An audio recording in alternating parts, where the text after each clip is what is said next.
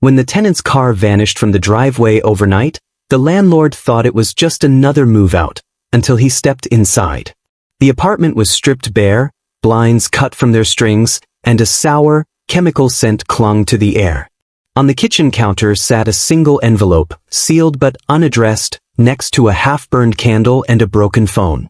What started as a missing rent payment spiraled into something far darker, a trail of lies, false identities, and a woman who believed she could erase her past faster than it could catch her. Before the chaos began, Aaron Keller's life was quiet, predictable, and nearly mechanical. He was a property manager by trade, one of those people who knew the sound of a malfunctioning heater before a tenant ever filed a complaint. His days were a rhythm of maintenance calls, late-night texts about dripping faucets, and the quiet satisfaction of order restored. The small, 6-unit apartment complex he owned sat on the edge of a fading suburban strip, where peeling paint and cracked pavement hinted at better decades long gone. Still, Aaron maintained it like a craftsman guarding his last masterpiece. He wasn't rich, but he was stable. Every month's rent meant a mortgage paid, an account balanced, and a small deposit into a future he believed he controlled. His tenants were ordinary, retirees, students, single parents, people with small stories that began and ended in the parking lot. None of them ever caused real trouble until her. Her name on the application was Melissa Rain. The handwriting was neat, the references solid, and the first month's rent came in crisp, freshly withdrawn bills. She smiled once, briefly, during the handover of the keys, and said she wanted a quiet place to start over. That phrase didn't mean much to Aaron at the time. He'd heard versions of it before from tenants fleeing divorces, debts, or family drama. But there was something in her eyes, not exhaustion, not fear, something measured. She wasn't starting over.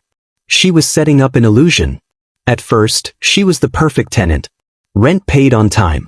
Trash always placed neatly by the curb. The blinds drawn every night at exactly the same hour. Aaron noticed the precision, how nothing about her life spilled out into public view. No laughter through thin walls, no scent of cooking, no visitors, no noise.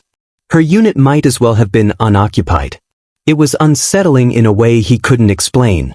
3 months passed without a word from her. Then one day the autopay failed. A small notice appeared in Aaron's banking dashboard. Payment declined. A technical issue, he assumed. He sent a polite reminder email. No reply. Then another. Still nothing. Days turned into a week. He printed the rent notice, slipped it under her door, and moved on to other concerns. But as weeks stretched longer, small anomalies began to collect in his mind like static. The mailbox outside her door was always empty, though he'd seen the postman drop mail there daily. The blinds in the living room never shifted, as though frozen in time. Even the doormat looked untouched, not a footprint, not a speck of dirt disturbed. Aaron had been a landlord long enough to sense when something wasn't right. The silence inside that apartment wasn't normal. It had the heavy quality of deliberate absence. He told himself to wait. Tenants sometimes had emergencies, or late paychecks, or family issues that kept them from home. But the longer she stayed unreachable, the more his practical calm eroded. He drove past the complex late one evening, headlights washing over the familiar row of units. Her car, a dull silver sedan, was parked where it always was. The windows fogged, faint condensation forming under the streetlight's yellow glow. So she was home, he reasoned. Probably avoiding confrontation. It happened. But something about that fogged glass unsettled him. Too still. Too uniform. A few days later, the car was gone. Vanished without warning, without sound. No sign of moving trucks, no boxes, no late-night loading. Just gone. That morning, he noticed her rent was now 2 months overdue. He printed an official notice and approached her door. The hallway was colder than usual, and the air carried a faint, stale scent, something chemical, faintly sweet. He knocked. Silence. Knocked again louder. Nothing. He pressed his ear to the door. No hum of appliances, no sound of movement, not even the subtle vibration of a running fridge. His hand lingered on the doorknob longer than he should have. He could have left it there, filed the eviction paperwork, written it off as another runaway tenant. But something about the stillness in that space gripped him. He had a key. He told himself it was a welfare check, a landlord's responsibility. That night, he didn't sleep. His mind replayed every minor detail, the unchanging blinds, the uncollected mail, the fogged car windows. A pattern had formed, one that made no logical sense but refused to let go. By morning, his hands shook as he turned the key in her lock. Inside, everything was perfectly arranged, unnervingly so. The furniture was in its exact original position. No signs of living. No personal items, no clothing, no dishes, no scent of occupancy. The air was wrong, thick, cloying, and sterile, like something had been scrubbed clean of its own presence. He stepped further in, shoes crunching faintly on grit that looked like salt but wasn't. The blinds had been slashed through with something sharp, and the wall behind the couch bore faint scratch marks, as though something heavy had been dragged. On the counter lay a single envelope, unmarked, sealed tight, beside a melted candle and the broken remains of a phone screen. Aaron didn't open it. Not yet. He walked the small apartment slowly, scanning for signs of departure, the kind that spoke of chaos, of escape. But there was none. The bathroom was empty, yet a faint ring in the tub suggested something had been soaked or cleaned. The bedroom closet hung ajar, a single empty hanger swaying slightly as though recently moved. He found himself breathing shallowly. It wasn't fear, not exactly. It was the awareness that he had stepped into a vacuum where something human should have been. Outside, the world moved normally, neighbors walking dogs, traffic humming on the distant road, but inside that unit, time felt paused. He backed out, closed the door, and stood there, uncertain of what line he had just crossed. The envelope remained on the counter for another day before curiosity overcame him. Inside, he found no letter, no confession, no apology, just a single key that didn't belong to any lock he knew, and a torn corner of what looked like a utility bill with the name Marissa Lane written instead of Melissa Rain. It was then the realization began to take root. His tenant hadn't simply vanished. She had been preparing to. The name change wasn't a typo. It was a fracture between identities. Aaron didn't tell the police. Not yet. Something in him resisted that step. He needed to understand who had lived under his roof, and what she was running from. But understanding would come at a cost. In the days that followed, his quiet, controlled life began to unravel. Letters began arriving addressed to unfamiliar names. Strange cars idled across the street at night. Tenants whispered about footsteps in the hall when no one was there. The apartment she left behind wasn't just empty. It was bait, and Aaron had already taken it.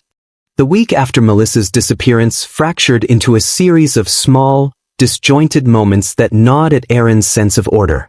He began documenting everything, dates, photos, bank statements, not because anyone had asked him to, but because something about the situation felt like it might later demand proof. He filed a missing rent notice. He recorded the empty unit. He even took a photo of the sealed envelope before opening it. He told himself it was procedure, but underneath that logic pulsed something darker, the need to protect himself from whatever she had left behind. Within days, the strange disturbances began. A white sedan parked across the street at odd hours, sometimes for minutes, sometimes for hours. The driver never left, the engine never turned off. When Aaron tried to approach, the vehicle rolled away, slow and deliberate, before vanishing at the corner. It happened 3 nights in a row. The next morning, a letter appeared taped to the office door of the apartment complex. No envelope, just a single sheet of paper covered in dense, slanted handwriting. "Stop looking. She doesn't owe you anything." That was all it said. No signature. Aaron read it 3 times before folding it into a plastic evidence sleeve, unsure whether he was being warned or accused. He reported it to the police. They dismissed it quickly. A tenant gone rogue, maybe a boyfriend or a family member playing games. Nothing criminal. Their indifference only sharpened his unease. He realized the system cared little about unpaid rent or abandoned property unless there was a body involved. But the story didn't end with her disappearance. It deepened. That same afternoon, one of the other tenants, Mrs. Danner, a retired nurse who occupied the unit below Melissa's, came to his office trembling. She said she'd heard noises above her ceiling for nights after the car disappeared. slow dragging sounds, like furniture being moved. And water, always water. The steady rhythm of a dripping tap that never stopped. Aaron investigated immediately. Inside the empty unit, everything was as he'd left it. No leaks. No furniture. No sound. But when he turned off the main valve in the closet, he heard something faint, a low hum, almost electrical, seeping through the wall behind the bathroom. He traced it to a hidden vent panel near the floor. Behind it, he found a small gap in the drywall stuffed with black plastic and damp insulation. When he pulled it back, the air hit him like rot, a chemical, acrid stench, something between bleach and mildew. Nestled inside was an old prepaid phone, dead, and a single Polaroid photo of a storage unit number scrawled on the back. It wasn't a clue left accidentally. It was an anchor, something she'd wanted him to find. Aaron drove to the listed address 2 towns over.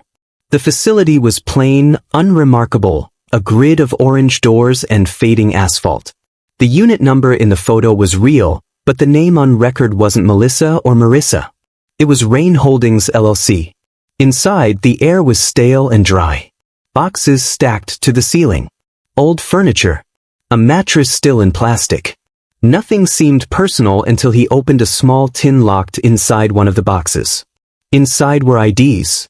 Dozens of them. Different names, same face. Different addresses, same woman. He stared at them, realization crawling up his spine. Melissa hadn't been hiding from someone. She'd been running multiple lives at once, and one of them had just caught up to her. The next day, an official-looking envelope arrived addressed to him, notice of property damage and tenant harassment. It was signed by a law firm he didn't recognize. The letter accused him of unauthorized entry and breach of privacy regarding a tenant named Marissa Lane. The language was sharp, legal, and threatening. Aaron froze. Someone had reactivated the tenant's identity, and they were coming after him. He called the firm listed on the letter. The receptionist said no such client existed. When he sent a copy of the document, the firm responded that the letterhead was forged. Someone had used their name to intimidate him. That night, the white sedan returned. It parked closer this time, headlights aimed directly at his window. He killed his lights, stood behind the curtain, and watched. After 5 minutes, the driver's door opened. A figure stepped out, tall, hooded, no visible face, and placed something on the sidewalk before driving off. When Aaron approached, his breath caught. It was the same broken phone he'd found in the vent, now restored, screen faintly glowing with a single notification. You shouldn't have looked. He powered it off, locked it in his desk, and sat in the dark until sunrise. Over the following days, the harassment escalated. Someone filed anonymous noise complaints to the city against his property. Letters appeared in mailboxes accusing him of spying on female tenants. One tenant moved out overnight. Another threatened legal action if the rumors didn't stop. Aaron tried to explain, but the words sounded absurd even to himself. A vanished tenant. A forged letter. A car that came and went like a ghost. He started to question whether he was being gaslighted, not just by someone else, but by the sequence itself. Still, he couldn't let it go. He went back to the storage unit. This time, he noticed something he'd missed. Faint numbers etched into the inside lid of the tin. A bank routing code.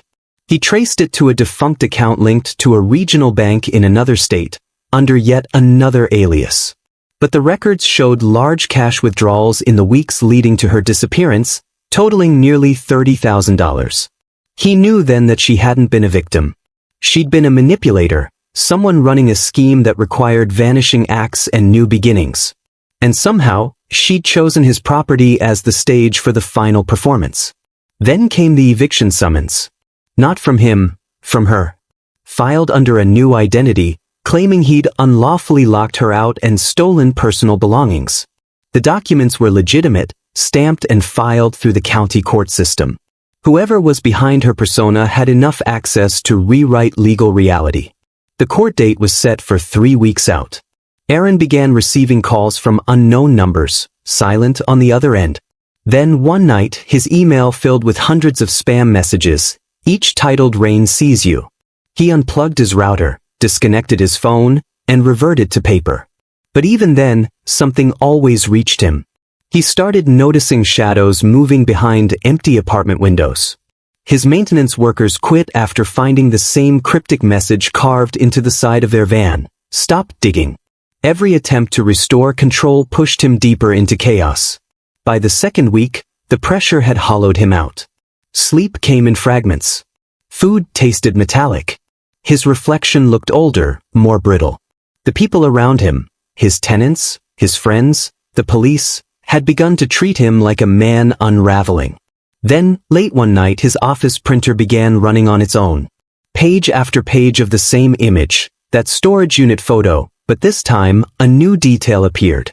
In the corner of the frame, behind the boxes, a shadowed outline of a face partially visible in the reflection of metal shelving.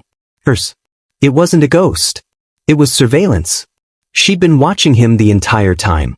The next morning, the county assessor's office sent a notice. The property title was under review due to a pending ownership dispute. His bank accounts froze.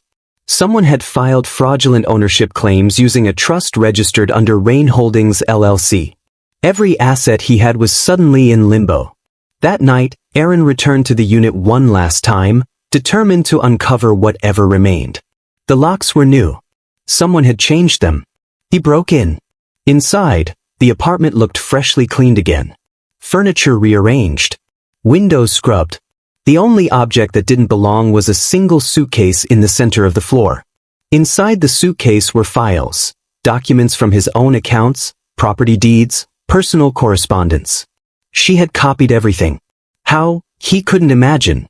But it was all there, evidence that tied him to her fabricated network of aliases. To any outsider, it looked like he had been part of her scheme all along. He knew then it wasn't random harassment. It was entrapment. Before he could process the next move, a loud knock echoed through the door. Police.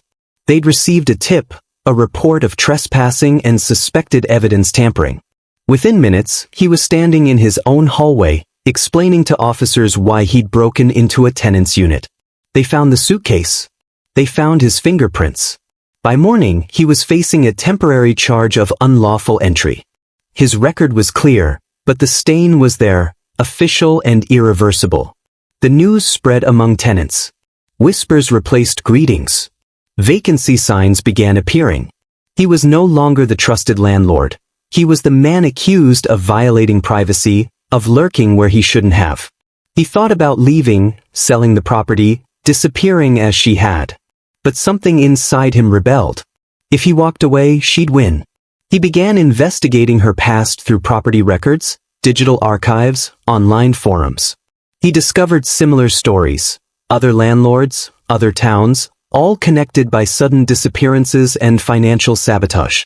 Every case ended the same way. The tenant vanished, and the owner's credibility collapsed. The pattern was unmistakable. She wasn't just escaping. She was erasing. But this time, she'd left a trail, too many small details, too much precision. He followed it. A P.O. box listed under Rain Holdings led him to a forwarding address in a neighboring city. The property manager there confirmed someone matching her description had recently rented a small studio apartment. Cash payment, 6-month lease. Different name again, Mara Linton. Aaron drove there at dusk. The building was new, sterile, with mirrored windows that reflected the street like a series of endless duplicates. Her mailbox bore the number 207. He waited. Hours passed. At 11:42 p.m., a woman exited the building, hood up, shoulders tense, walking quickly toward a parked car. It was her. She looked unchanged, untouched by the chaos she'd unleashed. Aaron followed, staying several cars behind. Her route led out of the city, down a service road, toward an industrial area lined with warehouses. She parked outside a dimly lit building and disappeared inside. He waited 15 minutes before approaching. Inside, he found rows of storage containers marked with numbers. He recognized them instantly, the same numbering system from the photograph. This wasn't a storage facility. It was a command center for vanishing identities. Files, fake IDs, and burner phones littered the desks. Every alias had a corresponding landlord, a victim, a ruined property. Each name connected to someone she'd used and discarded. In the center of the room was a corkboard with photos pinned to it, and there, among them, his own face. He felt the blood drain from his hands. Behind him, a door creaked. The air shifted. He turned, but the room was empty again. Only the faint sound of footsteps echoed from the corridor. He followed, but every hallway led back to the same space. It was like she'd built a labyrinth designed to disorient. By the time he reached the exit, her car was gone. He stood there under the flickering light, surrounded by the wreckage of her operation, realizing she hadn't run from him at all. She'd drawn him here deliberately, to find this, to expose her network, but at a cost he couldn't yet measure. Somewhere in the distance, sirens began to rise. He didn't know who had called them, but he knew who they'd believe when they arrived. And as blue lights flashed across the walls, Erin understood the truth. She hadn't vanished to escape justice. She had vanished to redefine it, and he had become its next exhibit. The courtroom smelled faintly of disinfectant and old wood polish, a sterile stage where reputations went to die. Erin sat at the defendant's table, his palms flat against the cold surface, every nerve in his body stretched thin. Months had passed since the night in the warehouse. In that time, his life had been gutted piece by piece. Frozen assets, cancelled insurance, 2 lawsuits, and the near collapse of his property business. His name had become shorthand for scandal in landlord circles. The man who violated his tenant's privacy and got caught lying about it. He hadn't spoken to the press. He hadn't defended himself online. Silence was all he had left that wasn't contaminated by her fingerprints. The case before the court wasn't about unpaid rent anymore. It was about harassment, property interference, and malicious defamation. The plaintiff, the woman once known as Melissa Rain, had re-emerged under her new identity, Mara Linton, complete with new documents, a verified address, and a lawyer whose confidence radiated with the arrogance of someone holding undeniable proof. Erin's lawyer had advised him to settle, to accept responsibility for a misunderstanding and move on. But Erin refused. He needed the truth on record, even if no one believed it. When she entered the courtroom, everything went silent. She looked composed, elegant even, her dark hair tied neatly, her movements precise, deliberate. To the untrained eye, she was a model tenant wronged by an intrusive landlord. But Erin saw the detail no one else did, the faint scar near her jaw, the same mark he'd seen in every ID photo she'd forged. It wasn't a coincidence. It was the continuity of a lie she couldn't fully erase. The judge called the court to order. Statements began. Her attorney painted a picture of a predatory landlord obsessed with control, a man who fabricated evidence, stalked a female tenant, and broke into her home under false pretenses. Every sentence landed like a stone in Erin's chest. They spoke of the mysterious envelope, the missing belongings, the police report that had documented his unlawful entry. They had turned his caution into obsession, his concern into menace. When it was his turn, Erin rose slowly, every step echoing in the hushed room. He didn't look at her. He looked at the judge, then at the stack of evidence in front of him. Photos, statements, the forged letterhead, the Polaroid from the vent. He laid them out one by one. "This isn't about harassment," he said. "It's about identity theft. It's about manipulation. This woman isn't who she claims to be. She's been running this scam across multiple states, changing names, falsifying documents, framing landlords, and erasing every trace of her previous life when she's done." The courtroom murmured. Her lawyer objected. The judge told him to continue. Erin displayed the storage unit photo, pointing to the faint reflection in the corner, the image that had haunted him. "That's her," he said. "In the warehouse she rented under a shell company tied to her name. Rain Holdings LLC. I have the business registration records. They list her signature, the same signature used in her current lease agreement." The judge examined the papers. Her attorney smirked, as if humoring a conspiracy theorist. "Mr. Keller, you've been accused of fabricating documents before," the attorney said. "How can anyone verify these weren't created by you after the fact?" Erin didn't answer immediately. He reached into his briefcase and produced the final piece of evidence, a flash drive. "Because these files weren't created by me," he said. They were sent anonymously from her own email address 2 weeks ago. Her head turned sharply, the first crack in her calm. It was subtle, just a flicker of panic before she realigned her mask. The judge allowed the evidence submission. The clerk inserted the drive, projecting the contents on the courtroom screen. Dozens of documents filled the display: tax forms, lease agreements, fake identification scans, and encrypted message logs. Each one connected different aliases: Melissa Rain, Marissa Lane, Mara Linton. And among them, a message thread between her and an unidentified contact labeled CL. The most recent message, dated 2 months after her supposed disappearance, read, "He's starting to suspect. I'll trigger the harassment angle. It'll collapse his credibility faster than litigation." A cold silence spread through the room. Her lawyer immediately objected, claiming digital forgery, chain of custody issues, data tampering. But the damage was already done. The expression on her face, a momentary flicker of fear she couldn't disguise, said more than any argument. Aaron's lawyer pressed further, submitting corroborating business registration records showing the LLC connected to a mail drop box under her alias. The judge leaned forward, eyes narrowing. "Ms. Linton, do you deny ever operating under the names Melissa Rain or Marissa Lane?" She hesitated, a fatal pause. "Those names mean nothing to me," she said finally. Aaron could feel the shift. The air changed. The room that had been weighted against him was suddenly uncertain. The judge ordered a recess to verify the authenticity of the submitted files. During the break, Aaron stepped outside, the hallway spinning around him. He leaned against the cold marble wall, breathing shallowly. For the first time in months, he felt the faint pulse of control returning, fragile but real. But control was short-lived. As he waited, a man in a gray suit approached, holding a folder. He wasn't part of the court staff. His voice was low, deliberate. "You shouldn't have done that," he said, sliding the folder onto the bench beside Aaron. "She doesn't lose. Ever." Then he walked away. Inside the folder were printouts, screenshots from Aaron's own email, bank transactions, and private correspondence. All genuine.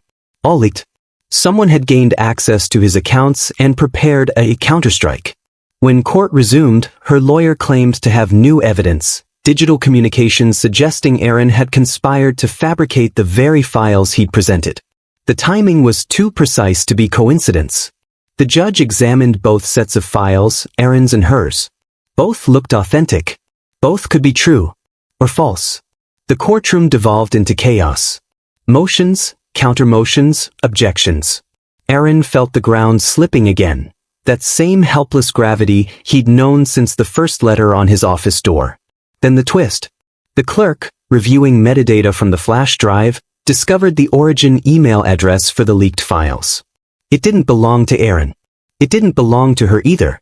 It belonged to someone using an encrypted proxy service registered under Rain Holdings LLC.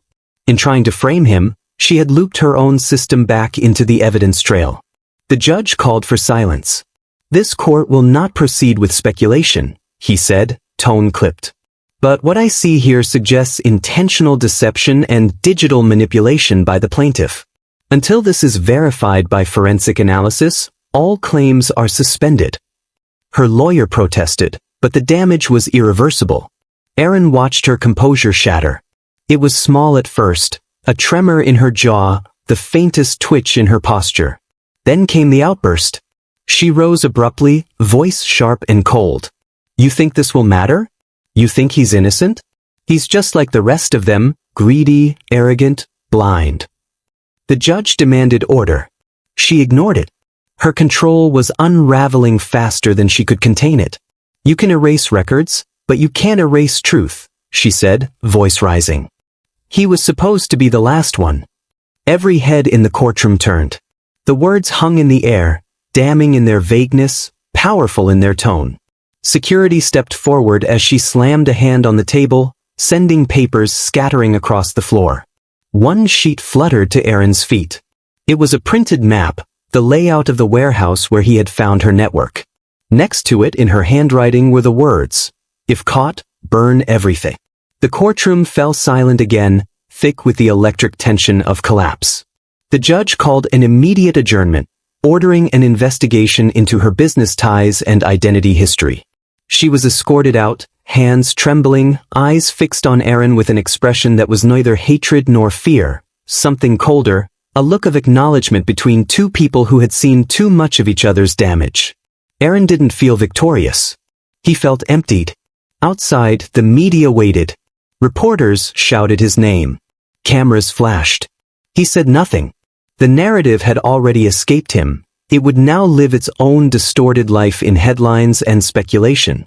Later that night, as he drove home, a strange calm filled the car. The case wasn't over, but the tide had turned. She would face charges: identity fraud, falsification, digital intrusion. The justice system had finally caught her scent. But when he arrived at his property, something was off. The lights in his office were on. He approached cautiously, heart tight. The door was ajar. Inside, his desk was cleared, every document, every hard drive, gone. Only one thing remained: a small glass jar filled with ashes and a note beneath it. The handwriting was unmistakable. "You burn me first." He sank into the chair, the full weight of the revelation pressing down like gravity. Even with her cornered, she had still found a way to reach him, to remind him that victory, for people like her, was never about survival. It was about legacy. By morning, federal investigators arrived with warrants. Her network had collapsed in a series of raids. Dozens of linked storage units were seized, filled with false documents and financial records connecting her to multiple identity schemes across 3 states. But she herself was gone. No arrest, no trace. Just another vanishing act. The court dismissed the charges against Aaron weeks later. His name was cleared legally, but reputationally, the damage lingered. Some believed him vindicated. Others thought the case had been buried through influence or manipulation. He didn't fight the narrative anymore. He'd learned that truth was malleable. Whoever controlled the paperwork controlled the story. Late one evening, long after the noise had died, he drove past the old apartment complex. The unit she'd once occupied stood empty again, windows reflecting the pale glow of the streetlight. Through the glass, he thought he saw movement, a shadow crossing the room. When he stepped closer, there was nothing. Only his own reflection staring back at him, faintly distorted, as if a second face lingered just beneath his own. Months after the courtroom implosion, the city moved on, as it always did. News cycles swallowed the story whole, digested it, and expelled fragments of it into podcasts and internet threads. The woman with too many names became an urban myth, a phantom who forged lives, drained accounts, and dissolved into thin air.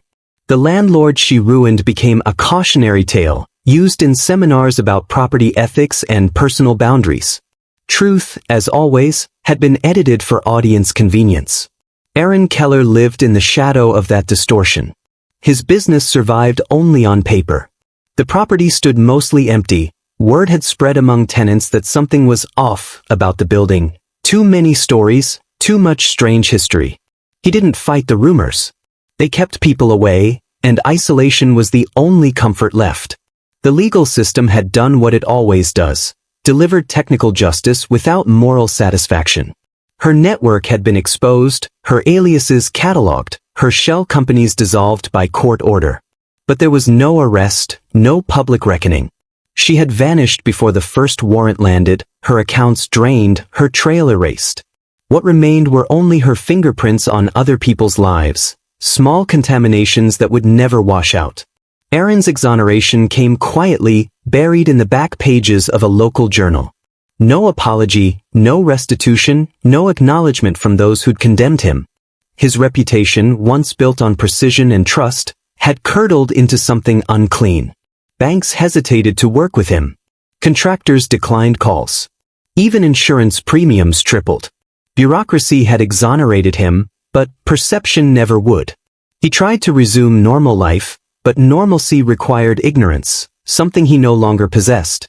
His days fell into mechanical repetition. He maintained the property himself now. Painted walls, replaced locks, rewired fixtures. The physical world became his therapy, Each repair an attempt to restore control in a life that no longer obeyed reason.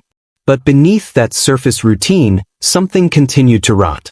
Occasionally, letters still arrived, always untraceable, postmarked from different states.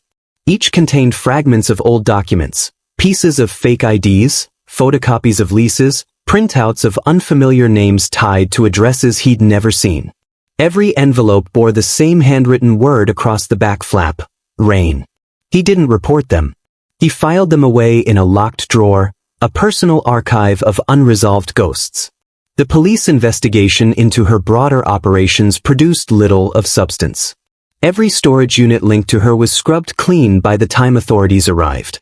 Bank records led to dead ends, accounts closed, balances emptied. The people she'd manipulated remained scattered, their stories similar but incomplete, as though each of them had encountered only one chapter of her design.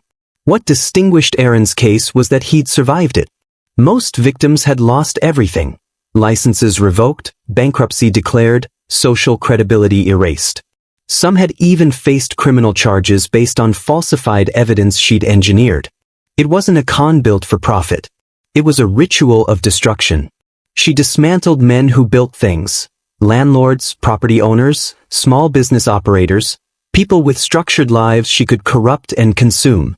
And she had been good at it. Aaron spent nights studying every remaining trace of her movements, mapping out aliases, timelines, patterns. He learned to think like her, to anticipate how she might move, what weaknesses she'd exploit next. The process was part obsession, part self-defense. If she returned, and he believed she eventually would, he intended to recognize her before she recognized him. But obsession erodes boundaries. Over time, his search expanded beyond her. He began collecting records of others like her: fraudsters, manipulators, digital phantoms who lived between paperwork and perception. His office turned into a shrine to invisible predators, each file labeled, cross-referenced, studied. His property management business dissolved completely, but the new purpose filled the void with a colder kind of meaning. He wasn't chasing revenge anymore. He was cataloging human ruin. Years passed. The property decayed around him, slowly collapsing into disuse. Windows clouded, paint peeled, grass overtook the walkway. The city issued fines. He ignored them. He no longer cared about maintaining the illusion of order. The building had become what it truly was: a mausoleum of the lives touched by one person's manipulation. Then, one evening, a tenant application appeared in his mailbox. No email submission, no online form. A printed document, folded neatly, slipped through the slot. The name field was blank. Only the signature line bore a mark, a faint, curved scrawl he hadn't seen in years. The handwriting was hers. There was no address, no phone number, no attached payment. Just that single sheet of paper, and beneath it, a key. It wasn't a copy of any key from his property. He tested it against every lock. None matched. He set it aside, refusing to let it infect his thoughts again. But curiosity is corrosion.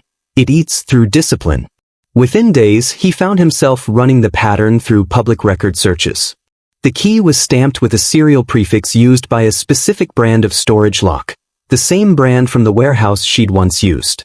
The next week, he drove to every storage facility within 50 miles, key in his pocket.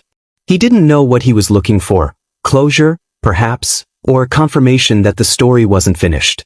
At the 12th location, the key turned. Inside, the air was dry and heavy, carrying the faint odor of dust and old paper. Boxes lined the walls, neatly labeled. But these weren't hers. They were his: documents from his own property, photos from his youth, invoices he hadn't seen in years. Someone had recreated his life inside that space, piece by piece. On the far wall hung a single framed item, the eviction notice he'd once slipped under her door. Pinned beside it was a Polaroid. His house. Taken recently. He left the unit without touching anything, locking the door behind him, and drove home in silence. That night his phone, an old device he barely used, lit up with a single message from an unknown number: "Now we're even." He didn't reply. He turned the phone off, placed it in a drawer, and stared at the darkened ceiling until morning. The following weeks were uneventful. No more messages, no letters, no cars outside his window. For the first time in years, the world seemed still. He told himself it was over, that she'd given him the one thing she'd never granted anyone else, acknowledgement. But peace built on uncertainty is just another form of surveillance. One afternoon, a government notice arrived in the mail, a tax reassessment for a property he didn't own. It listed him as co-owner of a small parcel of land under the name Rain Keller Trust. The signature at the bottom was hers again, bold and precise. He sat with the document for hours, tracing each letter, memorizing the ink pattern, realizing she'd tied his name to hers one final time, not to destroy, but to preserve. It was her last trick, a forced entanglement that would live on in public record, an invisible thread binding them in perpetuity. He filed a dispute with the county clerk. They confirmed the document was legally binding, notarized, and valid. The trust owned a small strip of undeveloped land outside town, worthless in value, significant only in symbolism. He drove there once. It was empty. A patch of weeds, a rusted fence, and a single wooden post with a half-faded sign, Lot 47, private property. That night, he realized the depth of her revenge. She hadn't wanted money, or exposure, or even to win. She wanted permanence. She wanted to exist through him, the man who'd tried to uncover her. By forcing a legal bond between their names, she'd created a record that couldn't be erased without his cooperation. She had become, in the eyes of bureaucracy, a partner. Justice had been served on paper, but she had written the final clause. Aaron stopped pursuing her after that. He stopped reading articles about the case, stopped checking property databases, stopped searching for traces of her aliases. Obsession had brought him to the edge once. He would not cross it again. Instead, he documented his story, every event, every discovery, every manipulation, assembling it into a long, unsent letter. Not for publication, not for vindication, but for preservation. He sealed it in an envelope, labeled simply to whoever finds this first, and locked it in a safe. Years later, when the property finally changed hands after his death, that envelope would resurface, igniting curiosity in another generation. The legend would begin again. A story about a landlord and a phantom tenant, about justice that bent under the weight of deceit. And perhaps that was what she'd intended all along. In the end, Aaron's name would survive not as a villain or victim, but as part of an enduring myth, one that blurred the lines between guilt and innocence, predator and prey. The last record ever found under Rain Keller Trust listed the property as abandoned. The file remained active, but untouched. No heirs, no claimants, no dissolution. A ghost entry in the county's system, perpetually unresolved. That was her final victory, not destruction, but ambiguity. A story that could never be closed, a crime that could never be proven, a justice that could never feel clean. For those who studied the case years later, one detail stood out. The lot number. 47. The same number that appeared faintly on the corner of the first Polaroid she'd left behind. It wasn't random.